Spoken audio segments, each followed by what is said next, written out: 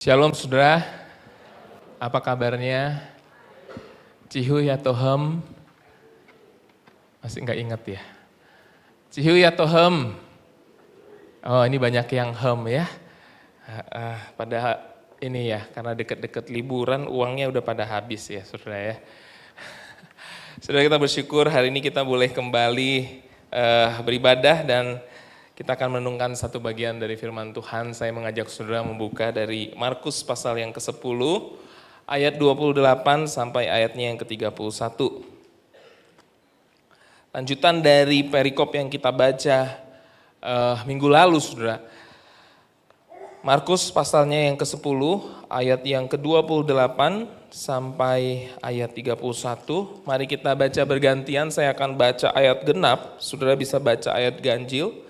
Demikian sampai ayat 31. Judulnya upah mengikut Yesus. Berkatalah Petrus kepada Yesus, kami ini telah meninggalkan segala sesuatu dan mengikut Engkau.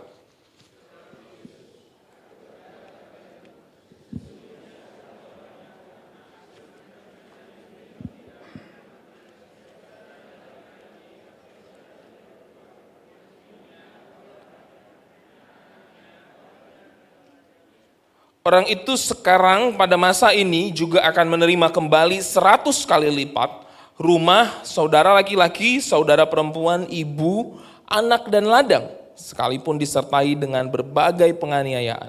Dan pada zaman yang akan datang, ia akan menerima hidup yang kekal.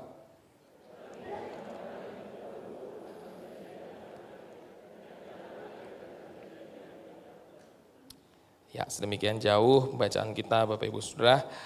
Saudara sekalian, mungkin dalam perjalanan kita sebagai orang Kristen, mungkin saudara pernah berpikir atau mungkin ada yang pernah bertanya kepada saudara tentang apa yang saya dapatkan kalau saya ikut Yesus.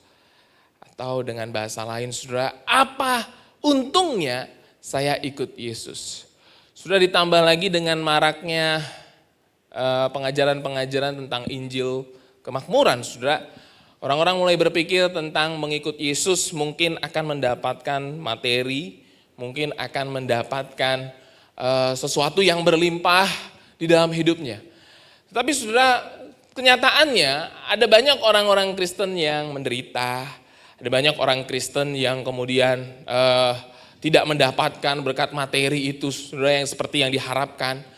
Nah kemudian mereka mulai bertanya, kalau gitu apa bedanya saya orang Kristen percaya Tuhan Yesus, ngikut Tuhan susah-susah sama orang yang gak percaya Tuhan. Yang hidupnya kayaknya ya suka-suka mereka dengan keinginannya sendiri. Jadi Kristen ngikut Tuhan Yesus banyak aturannya, banyak gak bolehnya. Sedangkan yang gak percaya Tuhan kayaknya hidupnya lebih menarik dibandingkan saya. Nah saudara, itu mulai pemikiran untung rugi masuk dalam kepala kita, bukan saudara?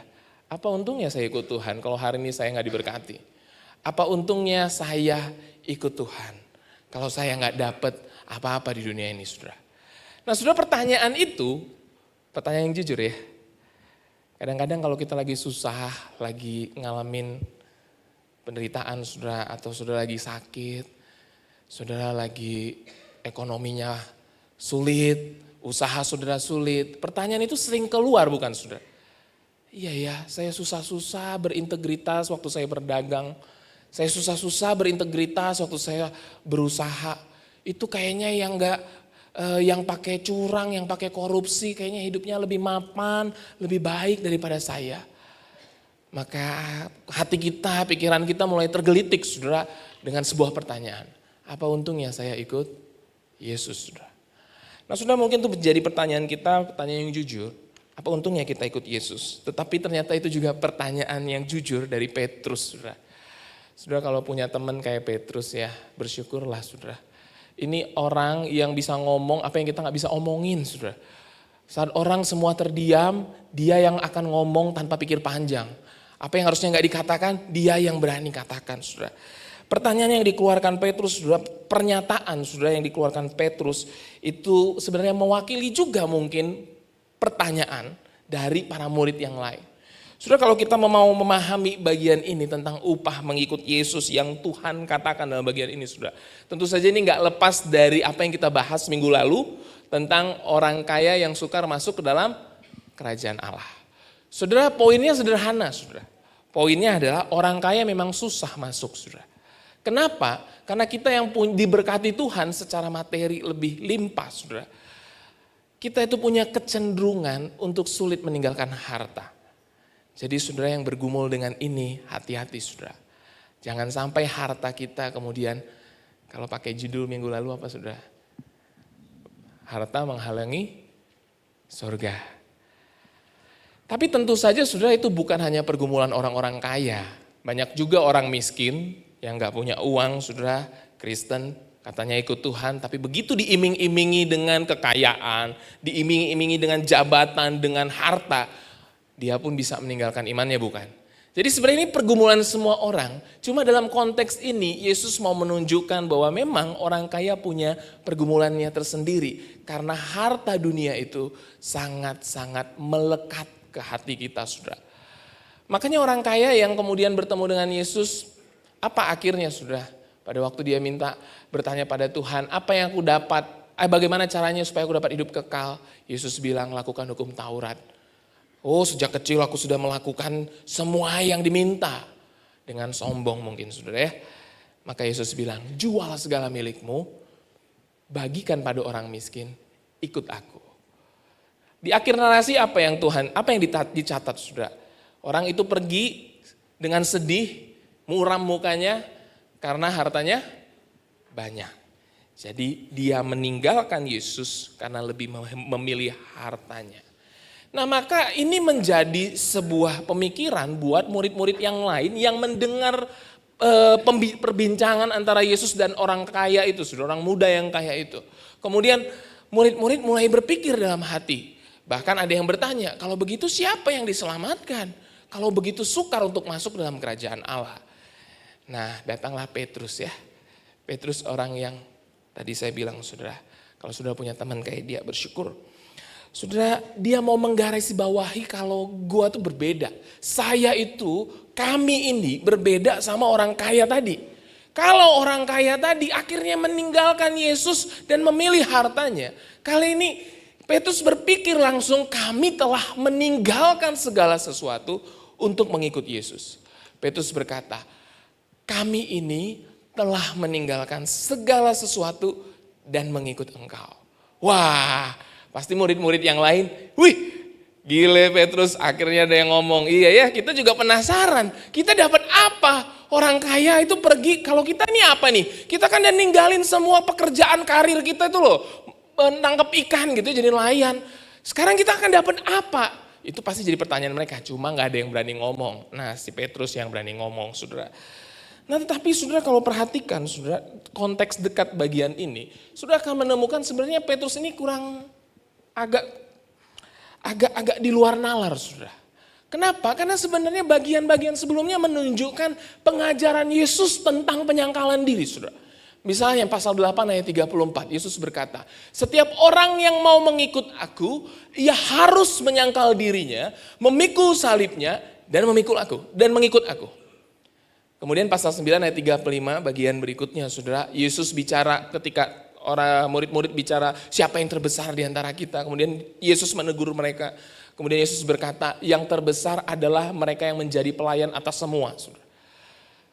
Pasal 10 ayat 15, murid-murid harus menyambut kerajaan Allah yang datang itu bagaikan seorang anak kecil yang lugu, yang tulus dan bergantung penuh kepada Allah. Jadi ini semua bicara tentang penyangkalan diri.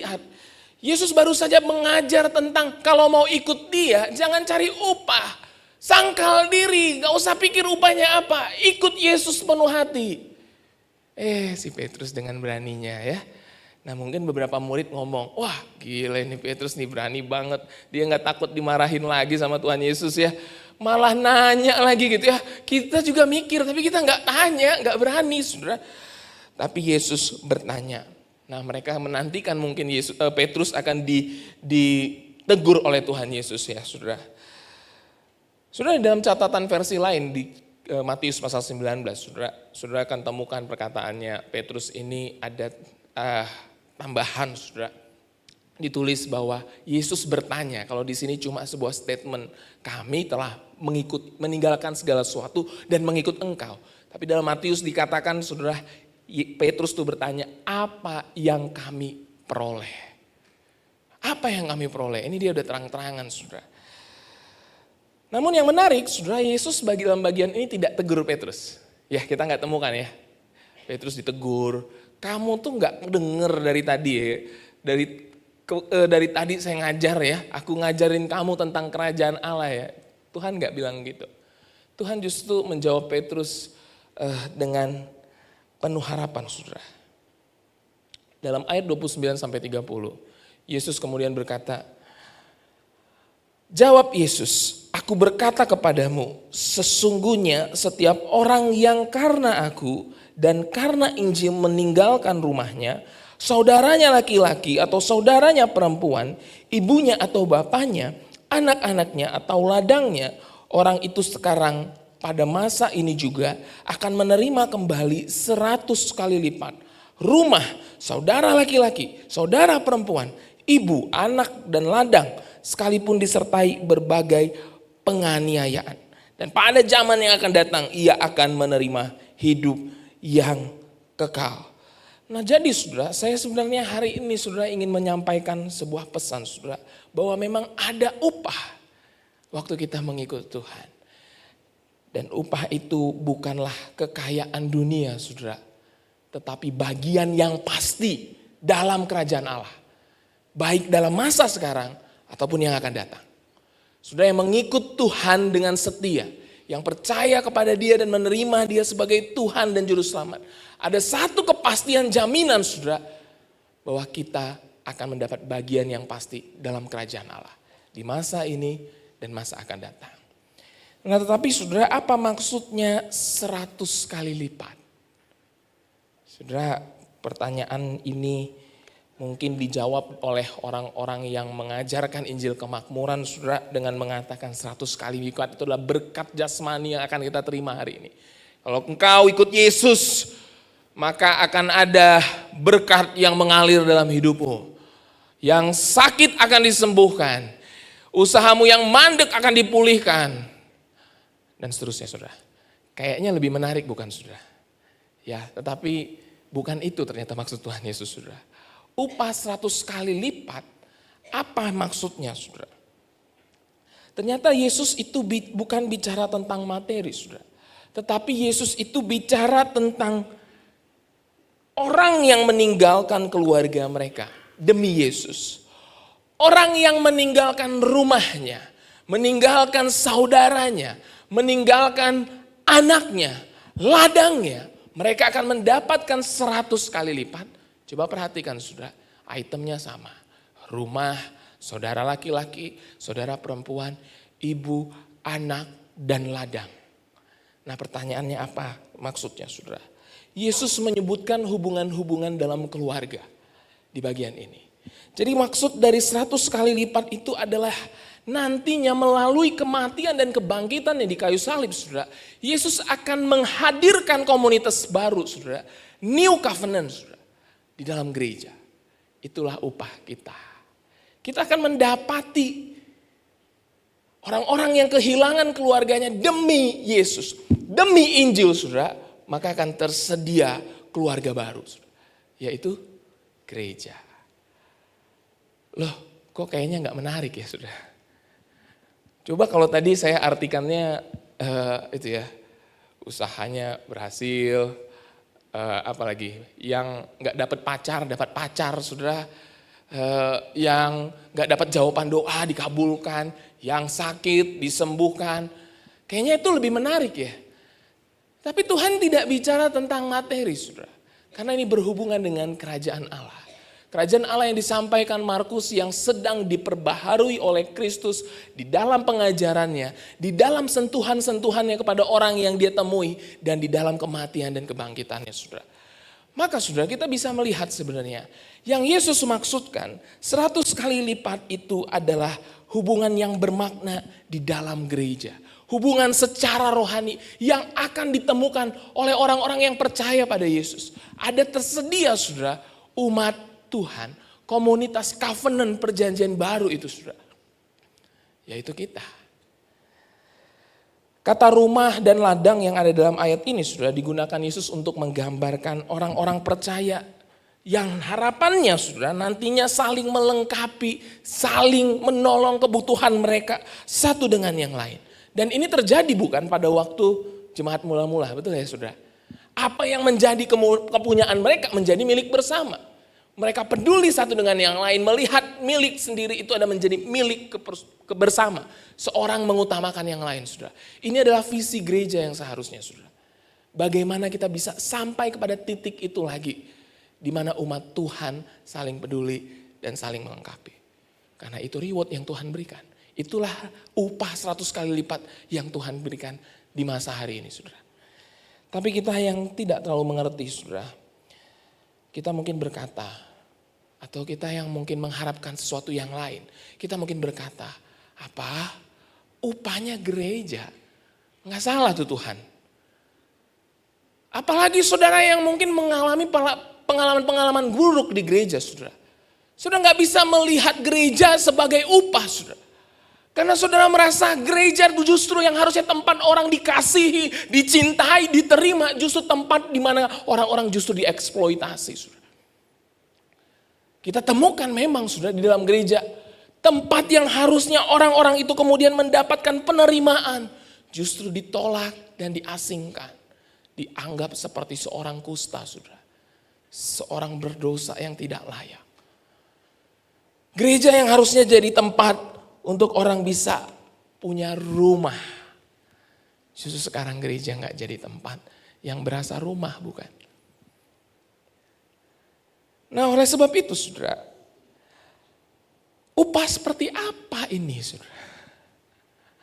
Masakan Tuhan memberikan upah yang seperti ini? Saudara makanya kita harus melihatnya dari kacamata kerajaan Allah. Saudara, saudara kalau lihat apa yang Tuhan nyatakan dalam kerajaan Allah sejak penciptaan saudara. Ia mendirikan kerajaannya di dalam dunia. Tetapi diberontak oleh manusia berdosa. Tapi dipulihkan saudara di dalam kematian dan bangkitan Yesus di kayu salib saudara. Nah maka orang yang melihat kepada salib itu. Yang percaya kepada salib itu saudara. Maka dia kemudian diambil saudara. Mengambil bagian di dalam kerajaan Allah. Makanya orang percaya disebut apa di dalam Alkitab? Agen kerajaan Allah.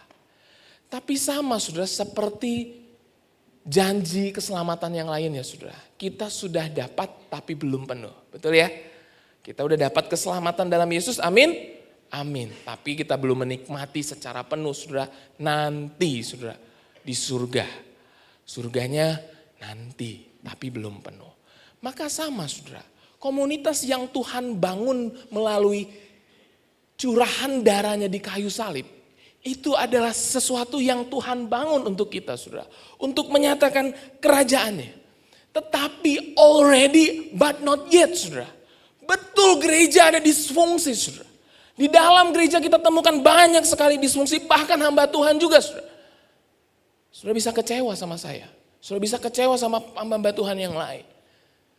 Karena isinya gereja itu orang-orang berdosa. Tapi yang Tuhan maksudkan saudara, orang-orang berdosa ini telah dipulihkan di dalam salib Yesus. Maka komunitas ini di dalam kelemahannya, di dalam kebobrokannya harusnya jadi tempat untuk mereka berjuang bersama, mengikut Yesus di tengah segala kegagalan yang terjadi. Karena dari situlah mereka akan bertumbuh. Kita akan bertumbuh saudara. Kalau orang-orang di gereja memahami, kitalah rewardnya. Orang-orang di sebelah kanan kiri saudara lah rewardnya. Saudara mungkin masih mikir, aduh sepertinya aku lebih banyak disakiti di gereja daripada aku bertumbuh di gereja. Saudara, mungkin kalau pemikiran itu muncul, saudara mungkin coba lihat apa yang terjadi pada Rasul Paulus. Pada awal Paulus bertobat saudara. Waktu dia menggabungkan diri dengan orang Kristen lainnya, apa yang terjadi? Orang-orang menolak dia, betul ya? Takut. Wah, ini penganiaya, ini pembunuh. Mereka menjaga jarak langsung, saudara. Ya, Paulus juga ngalamin disfungsi itu. Sejak dulu disfungsi itu terjadi, saudara. Sampai hari ini. Bahkan Paulus ada yang memberitakan dia tentang macam-macam, saudara, untuk mempersulit dia di daerah Roma, saudara. Dan itu orang percaya juga. Bahkan di akhir hidupnya, pengadilannya terakhir, semua orang tinggalin dia. Saudara, kalau kita mau fokus pada hal-hal buruk tentang gereja, saudara nggak akan mendapatkan apa yang Tuhan maksudkan sebagai upah. Karena di dalam komunitaslah Tuhan ingin kita bertumbuh, saudara. Di dalam dan melalui komunitaslah kerajaan Allah itu dibangun. Saudara, kerajaan Allah itu already but not yet. Iya, waktu Yesus datang, kerajaan Allah itu hadir, saudara. Dia pulihkan di dalam kematian dan kebangkitannya. Tetapi orang yang kemudian dipanggil Tuhan untuk mengabarkan dan menghadirkan kerajaan itu adalah murid Yesus, saudara. Yang percaya, yang mengaku menerima Yesus, itulah kerajaan Allah. Kitalah agen-agennya, saudara. Maka hari ini, saudara, betul gereja masih banyak disfungsi. Tapi inilah reward kita yang Tuhan berikan. Inilah upah kita. Orang percaya bukan hanya di sini, tapi di seluruh dunia, saudara. Yang bahu-membahu membangun kerajaan Allah itu.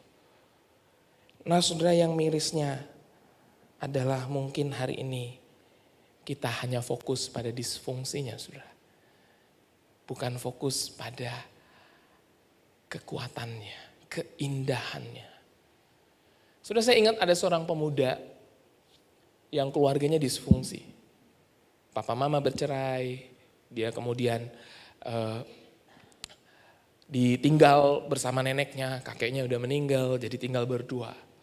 Hidup berdua dengan nenek, dengan segala ekonomi yang pas-pasan, saudara. Dia bertumbuh jadi orang yang tidak tahu arah, merasa tertolak, merasa tidak dikasihi, saudara. Bahkan satu titik dalam masa remajanya dia pernah mencoba untuk menyakiti dirinya sendiri. Karena gak tahu arti hidupnya, merasa lebih baik akhiri hidup saja. Sampai kemudian dia bertemu dengan seorang teman. Teman ini membawa dia ke gereja, saudara. Memperkenalkan dengan orang-orang gereja yang lain. Dalam satu momen dia kemudian akhirnya percaya dan menjadi bagian dalam gereja itu. Saudara, pemuda ini bersyukur dia temukan orang-orang yang menerima dia. Dari situ dia mulai ada hubungan dengan orang-orang di gereja. Dia mulai dibantu secara ekonomi oleh orang-orang yang memperhatikan dia, saudara. Bahkan saya dengar terakhir, saudara, anak muda ini dibantu untuk kuliah dan hari ini sudah bisa bekerja. Dibantu oleh siapa? Orang-orang di gereja. Sudah benar, kita akan menikmati hal-hal yang indah juga kok di tengah disfungsi ini, bukan? Makanya saudara, fokusnya gereja itu bukan pada pernak-perniknya, saudara. Kita seringkali begitu semangat menyiapkan sebuah event, saudara. Tetapi kita begitu malas, saudara, bertemu dan berelasi sama orang lain. Di dalam kelompok kecil. Di dalam pembinaan-pembinaan yang ada. Aduh, enggak dulu deh. Tapi kalau disuruh, saudara, mungkin buat sesuatu yang menarik, yang besar, yang agak heboh, saudara. Orang-orang akan kasih waktu. Saudara, kalau Natal itu berapa kali latihannya, saudara. Tapi tetap kasih waktu kan. Tapi kalau cross, saudara. Nah, ini jadi pertanyaan buat kita. Ini bukan masalah waktu sebenarnya. Tapi masalah prioritas. Nah, makanya saudara, kalau kita melihat gereja ini sebagai sebuah tempat yang menjadi upah untuk kita, maka Allah itu menarik kita juga untuk memahami peran kita dalam gereja. Oke, saya disfungsi. Oke, rekan saya disfungsi. Tapi di dalam kelemahan dan kebobrokan saya, karya Kristus di kayu salib memulihkan saya dan teman saya dan rekan saya. Maka kita orang-orang berdosa yang sedang berjuang. Hidup kudus di tengah gempuran keduniawian, saudara. Itu yang Yesus maksudkan. Bahkan Yesus berkata akan disertai dengan penganiayaan, saudara. Tapi penganiayaan itu tidak jadi masalah. Karena ada orang-orang di samping kiri Bapak, kanan kiri Bapak Ibu, itu yang akan mendukung kita. Yang akan menolong kita. Saudara, dalam konteks Markus, penganiayaan itu mungkin bicara tentang Kaisar Nero, saudara. Kaisar Roma yang menganiaya orang-orang Kristen. Hari ini mungkin kita nggak menemukan diri kita dianiaya karena iman kita. Tapi mungkin beberapa ada, saudara, yang dikucilkan di tengah pekerjaan. Yang sulit mendapat pekerjaan karena imannya. Maka saudara, kalau saudara adalah pengikut Yesus, hari ini harusnya kita belajar untuk terkoneksi di dalam gereja, saudara. Saudara, ada sebuah budaya baru sekarang, khususnya dengan mega church yang ada di Indonesia. Hari ini orang-orang hanya mau jadi penonton, saudara. Datang ke gereja kalau bisa nggak dikenal, pulang nggak ketahuan, saudara. Ya nggak? Kalau bisa jangan ketemu Pak Hendra, nanti diajak pelayanan. Kalau bisa nggak usah ketemu Pak Gindo, nanti diajak ikut kelompok kecil. Saudara, upah itu sudah diberikan, tapi kita tidak mau menikmatinya. Komunitas ini adalah upah kita. Waktu kita belajar terkoneksi, saudara, belajar memberi diri, di sanalah kebahagiaan kita yang sejati muncul. Saudara, kita ini makhluk relasional, karena Allah kita itu relasional. Bapa, Anak, Roh Kudus relasional. Saudara nggak akan bertumbuh dengan sendiri, saudara. Allah selalu pakai komunitas dari perjanjian lama sampai perjanjian baru, saudara, untuk menumbuhkan seseorang. Komunitas dipakai Tuhan karena kita orang relasional, saudara. Kebahagiaan kita ini puncak tertingginya di mana, saudara? Relasi. Saudara punya segala sesuatu tapi saudara nggak punya relasi, itu bagaikan neraka, saudara. Tapi kalau saudara cuma punya dikit tapi saudara punya relasi, itu kebahagiaan untuk kita. Nah, makanya Tuhan pakai nih komunitas kita, saudara. Di dalam relasi-relasi, di dalam keunikan kita masing-masing. Tentunya, dan di dalam disfungsi kita masing-masing. Kita mau menikmati upah itu dengan belajar jadi berkat buat yang lain, saudara. Sehingga akan ada banyak orang lain yang masuk di dalam kerajaan Allah itu. Saudara, di dalam terang perjanjian baru, kita memahami gereja itu adalah perwujudan kerajaan Allah yang menjadi representasi awal, saudara.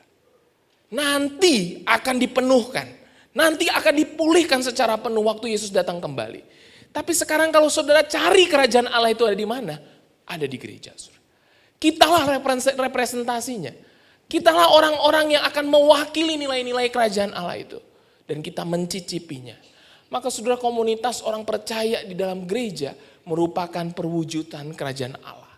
Yang belum sempurna, masih ada disfungsi, saudara. Tapi komunitas ini adalah cicipan awal dari persekutuan kekal kita dalam kerajaan surga. Inilah upah kita, saudara. Inilah yang harus kita perjuangkan. Terkoneksi dengan yang lain, berelasi dengan yang lain, belajar peduli mengasihi dengan yang lain.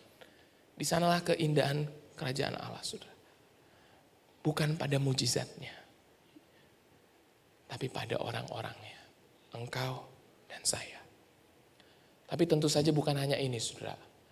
Yesus juga bicara tentang upah mendatang, yaitu hidup yang kekal. Ayat 32b, ayat 30b, Tuhan berkata, dan pada zaman yang akan datang, ia akan menerima hidup yang kekal. Saudara, saat saya jujur, waktu saya baca bagian ini, saya tuh merasa, dan waktu saya tahu apa arti 100 kali lipat. Saudara, itu saya tuh merasa, saudara, kok sepertinya upahnya gak terlalu menarik, saudara, untuk diberitakan di jemaat ya. Kalau upahnya seperti tadi yang saya bilang, ada kesembuhan, ada pemulihan, ada ekonomi yang dibangkitkan, saudara. Kayaknya itu jauh lebih menarik ya. Tapi kalau saudara mikir begitu, hati-hati ya saudara. Hati-hati saudara, kita akan menjadi orang yang sama dengan orang kaya dalam bagian sebelumnya.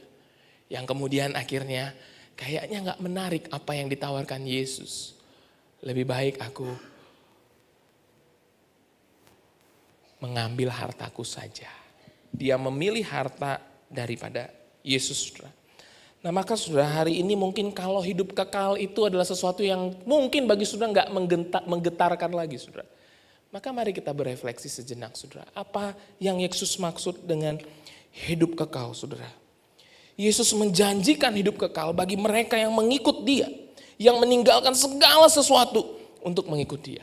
Tapi ini tentu saja bukan berarti saudara yang berkorban bagi Yesus, melakukan segala sesuatu, melayani Tuhan dengan habis-habisan, kemudian saudara menerima upah hidup kekal. Bukan saudara ya, kita tidak memahaminya seperti itu. Tapi ini adalah sebuah jaminan yang Tuhan Yesus tunjukkan bagi mereka yang percaya dan mengikut dia, ada jaminan kepastian akan keselamatan. Sudah ada 3 kata yang digunakan bolak-balik dalam pasal ini, saudara. Yaitu kata kerajaan Allah, hidup yang kekal dan diselamatkan. Sudah kalau kita bicara hidup yang kekal, hari ini saudara mungkin secara umum berpikir hidup yang kekal itu adalah after salvation saudara, atau after death. Kalau saya mati maka saya masuk surga. Ya, setelah saya mati saya masuk surga. Pokoknya saya terbebas dari neraka, sekarang saya masuk surga. Tetapi dalam pemahaman yang jauh lebih besar saudara, bicara tentang keselamatan, hidup kekal itu bukan hanya tentang kita dipindahkan dari neraka ke surga, saudara. Tetapi bicara tentang kerajaan Allah yang dipulihkan. Sejak penciptaan Allah itu mendirikan kerajaannya di atas dunia, menaruh manusia sebagai representasi dirinya. Wakil Allah untuk mengelola bumi, tetapi ketika manusia jatuh ke dalam dosa, manusia memberontak, kerajaan Allah itu kemudian terdestruksi, saudara, karena dosa-dosa manusia. Maka Allah merencanakan sebuah komunitas, saudara. Dia merencanakan sebuah komunitas dalam perjanjian lama. Dipilihlah Israel, saudara. Sampai Israel itu gagal sampai Yesus datang kembali. Fungsinya apa, saudara? Menghadirkan lagi kerajaan Allah yang hilang itu, saudara. Tapi gak bisa. Orang Israel jatuh terus. Sampai darah Yesus di kayu salib yang tercurah itu. Itulah yang membangkitkan orang-orang yang kemudian percaya kepadanya. Maka beroleh disebut hidup yang kekal, saudara. Hidup yang kekal itu bicara kita masuk dalam pemerintahan Allah. Kerajaannya. Mulai dari hari ini, saudara. Sampai nanti Yesus datang kembali. Menyempurnakan apa yang tidak sempurna ini. Dan kita hidup bersama-sama dengan dia. Itulah surga kita. Langit dan bumi yang baru. Yang direstorasi oleh Kristus. Itulah hidup yang kekal, saudara. Nah makanya saudara, hari ini kalau kita hanya pengertiannya surga dan neraka, enggak saudara. Pengertiannya adalah saya kalau hari ini masih ada, saya adalah representasi Allah untuk menghadirkan surga di bumi. Itulah orang-orang yang ada di dalam gereja. Kitalah representasi Allah untuk menghadirkan surga di dalam bumi. Karena surga itu nanti akan disempurnakan pada waktu Yesus datang kembali. Dan kita disempurnakan dari dampak dosa, merestorasi ini semua.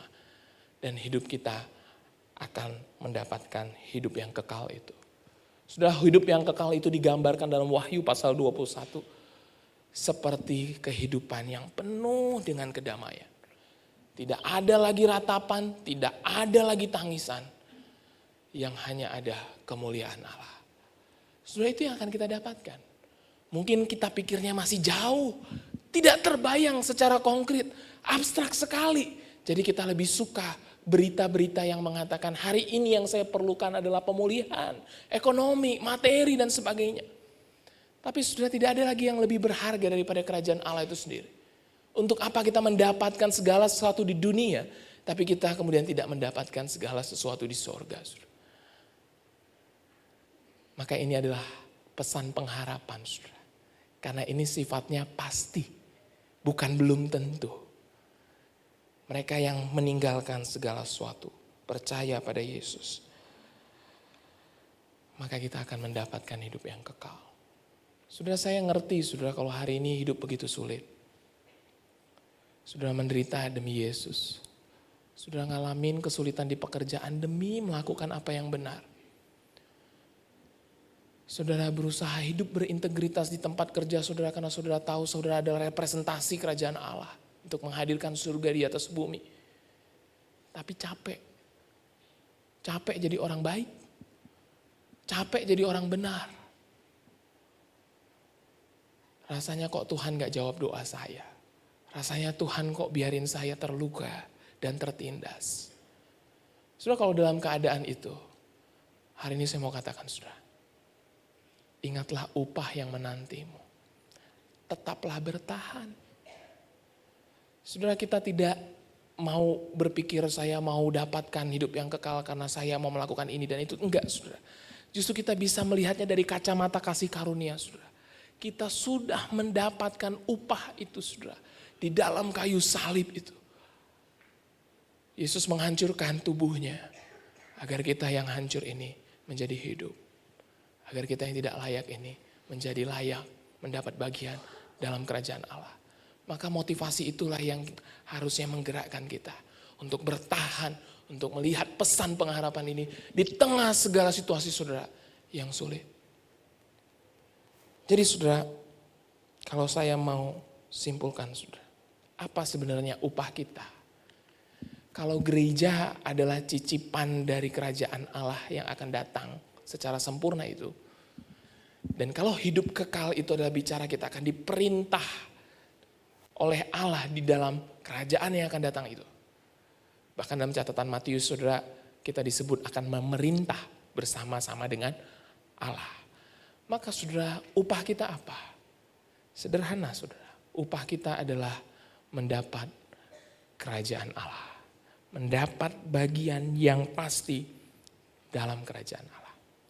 Pertanyaannya saudara, apakah kita telah meninggalkan segala sesuatu untuk mengikut Yesus? Adakah hari ini hartamu begitu banyak dan hatimu begitu terpikat sehingga engkau tidak pernah sungguh-sungguh ikut Dia? Adakah hari ini ada dosa yang begitu memikatmu sehingga hari ini engkau tidak bisa mengikut Dia dengan sungguh? Maka pesan hari ini saudara, bertobatlah. Kerajaan Allah itu akan datang secara sempurna. Kita sudah menikmati upahnya di dalam komunitas ini. Tapi nanti waktu Yesus datang kembali, kita akan melihat keindahannya, kemuliaannya, dan kedamaiannya. Sudah di akhir dari pernyataan Tuhan Yesus, ayat 31, Yesus berkata, tetapi banyak orang yang terdahulu akan menjadi yang terakhir, dan yang terakhir akan menjadi terdahulu. Sudah maksudnya sederhana. Orang-orang yang punya jabatan di mata orang dunia hari ini.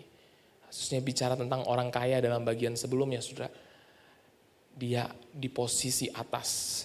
Tuhan akan menyatakan nilai kebalikan dari itu semua. Yang punya posisi, yang punya harta, tapi gak bisa tinggalkan demi Yesus, maka dia akan menjadi list paling bawah.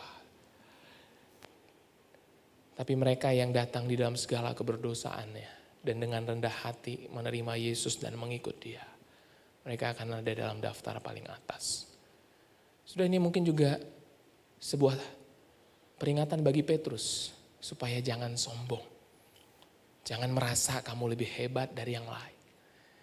Kadang-kadang kita yang sudah lebih lama di gereja saudara, kita bisa merasa lebih baik dan lebih layak. Hati-hati saudara, kita hanya akan menjadi list yang terakhir. Maka saudara, di hadapan Allah ada upah waktu kita mengikut Yesus. Mendapatkan bagian yang pasti dalam kerajaan Allah. Sekarang kita cicipi kerajaan Allah itu melalui kasih dan komunitas ini saudara. Belajarlah saudara, terkoneksilah. Kenal orang lain, peduli pada mereka. Itu upah kita saudara.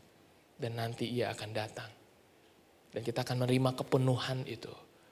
Hidup yang kekal itu dalam kemuliaannya. Mari tetap setia. Karena tidak ada yang sia-sia di dalam Yesus. Mari kita berdoa.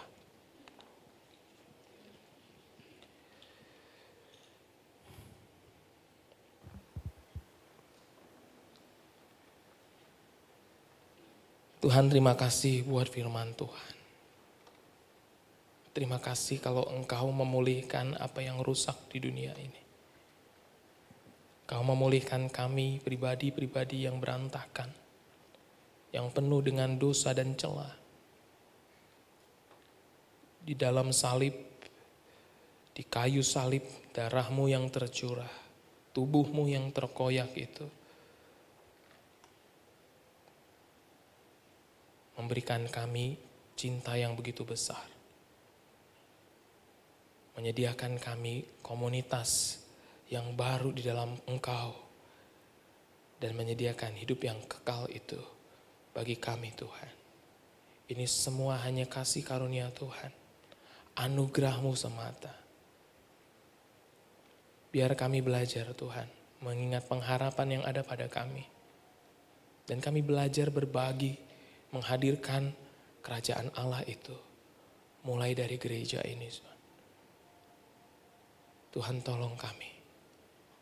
Gerakkan hati kami untuk mau bertumbuh, untuk mau terlibat, untuk mau melayani, untuk mau terkoneksi dengan yang lain. Sehingga kami sungguh-sungguh bisa menikmati upah yang Tuhan berikan itu di dalam gereja. Dan tolong kami Tuhan, jemaat-Mu yang hari ini mungkin menderita, sulit dengan apa yang dialami dalam hidup. Tuhan berikan pengharapan dan kekuatan untuk bertahan, untuk tetap setia mengikut Tuhan sampai akhir hidup kami. Ini doa kami Tuhan. Mohon anugerah dan pertolongan Tuhan di dalam segala kelemahan kami. Di dalam nama Tuhan Yesus kami berdoa. Amin.